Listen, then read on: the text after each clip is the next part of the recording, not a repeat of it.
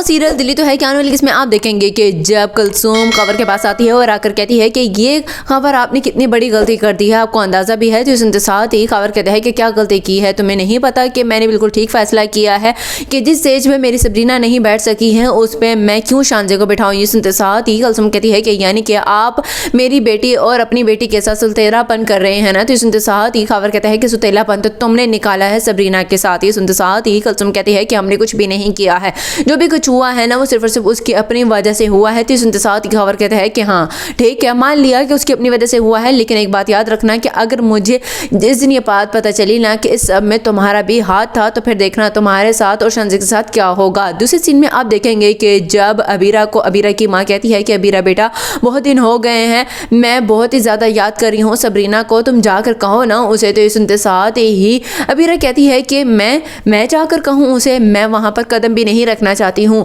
और हाँ आप भी उसे भूल गई क्या उसने हमारे साथ किया है। ये सुनते साथ ही कहती है अबीरा की माँ बस बहुत हो गया है जो भी कुछ किया है, लेकिन एक बात याद रखना कि माँ हमेशा अपनी औलाद को गलतियाँ माफ़ करके दोबारा गले से लगा ही लेती है।